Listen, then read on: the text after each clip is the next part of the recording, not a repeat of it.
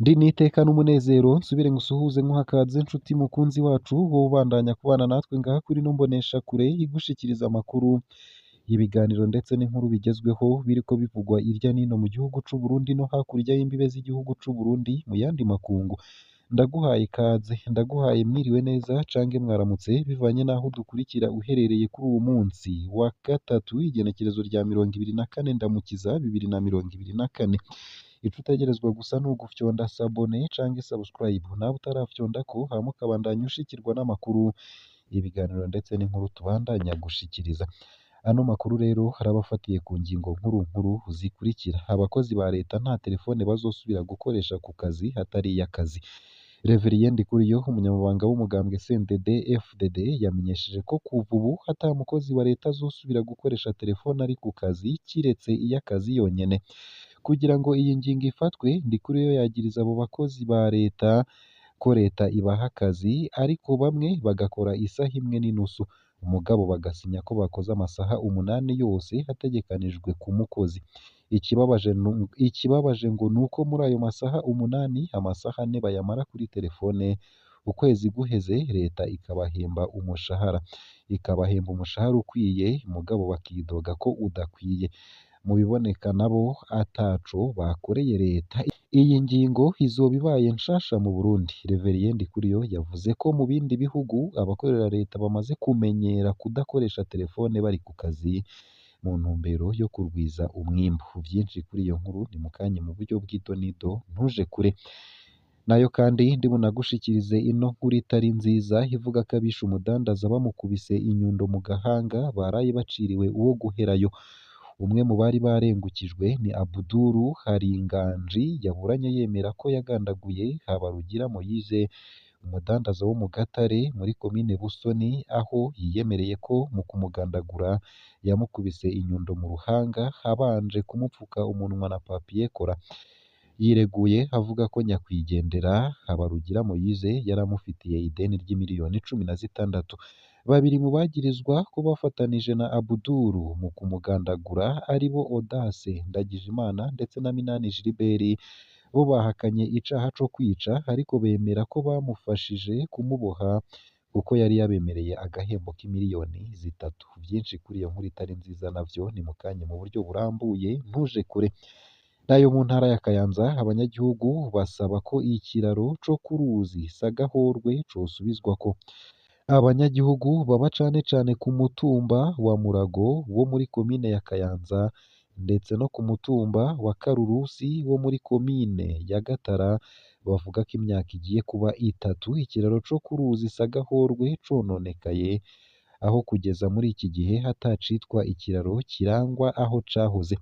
Nk'uko babandanya bavyemeza ngo ico kiraro cari kibafitiye akamaro kanini kuko cotuma haba imigenderanire hagati y'izo komine zibiri, ndetse n'abandi bava mu yandi makomine nabo nyene ngo bakaba bahora bahaca. Vyinshi navyo kuri iyo nkuru ni mukanye mu buryo burambuye ntuje kure. Nayo kandi ubushikiranganji bwo kwivuna abansi burashima ibikorwa vyaranguwe mu gice ca gatatu c'umwaka w'amafaranga ya leta.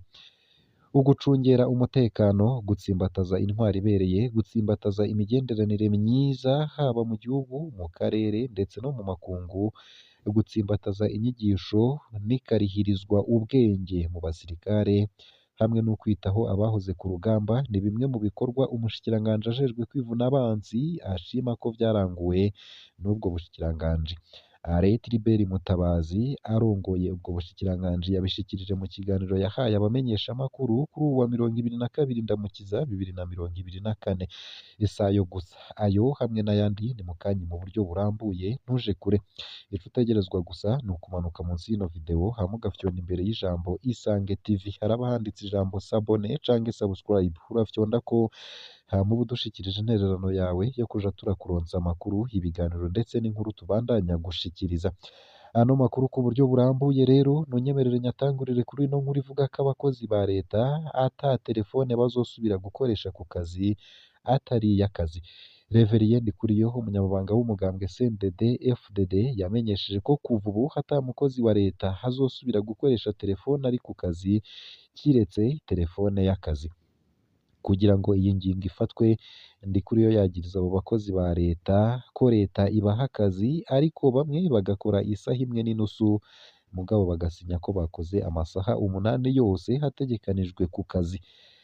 Ikibabaje ngo ni uko muri ayo masaha 8 amasaha ane bayamara kuri telefone. Ukwezi guheze leta ikabahemba umushahara ukwiye ariko mugabo bakidoga ko udakwiye.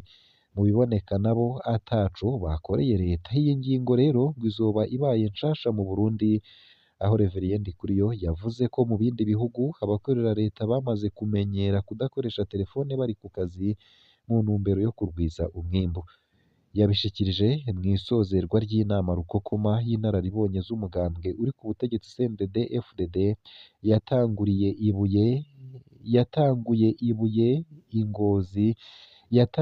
ibuye mu ntara ya Ngozi kw'igenekerezo rya 23 Ndamukiza 2024. Inama yari ifise intumbero yo gushinga imigambi yo kwihutirwa gushirwa mu ngiro ngo imbonakazoza y'u Burundi izoshikweko ku gihe gito. Iyo nama ikaba yari yitabwe n'abaserukira amakomine 42, intara zitanu n'inararibonye mu mugambwe CNDD FDD. Nayo kandi abishe umudandaza bamukubise inyundo mu gahanga baraye baciriwe uwo guherayo. Ni mu ntara ya Kirundo. Umwe mu bari barengukijwe ni Abdul Haringanji yaburanye yemera ko yagandaguye Habarugira Moise, umudandaza wo mu Gatare muri komine Busoni, aho yiyemereye ko mu kumugandagura yamukubise inyundo mu ruhanga abanje kumupfunga umunwa na papier kora. Yireguye avuga ko nyakwigendera Habarugira Moise yaramufitiye ideni ry'imiliyoni 16. Babiri mu bagirizwa ko bafatanije na Abdul mu kumugandagura aribo Audace Ndagijimana ndetse na Minani Gilbert bo bahakanye icaha co kwica ariko bemera ko bamufashije kumuboha kuko yari yabemereye agahembo k'imiliyoni 3. Babwiye icariho c'umushikirizamanza ko bamuboshe Abdul ababwiye ko bwaca amujana mu muryango kugira bamufashe kumwishuriza iryo deni yavuga ko amufitiye. Ngo bakaba baratangaye mu bandi bamaze kumva ko yahavuye agandagurwa. Abandi babiri bari barengukijwe muri iyo ntahe y'ikibiriraho ni Habimana Issa yagirijwe kuba ariwe yateguye umugambi wo kugandagura Moise kuko yoba ashaka kumwihora kubera yigeze kumupfungisha. Mushiki w'umuhisi nawe ariwe Kamagajo Jacqueline yagirijwe ko yivye telefone ngendanwa y'umuhisi hamwe n'ibihumbi 50 abikuye mu biro vy'inyamiramabi. Inyuma y'idonido ry'urubanza hicariho c'umushikirizamanza yasabiye 4 mu bagirijwe igihano co gupfungwa ubuzima bwabo bwose, nayo Jacqueline Kamagajo hasabirwa gupfungwa imyaka 5 n'ihadabu ry'ibihumbi 100. Urubanza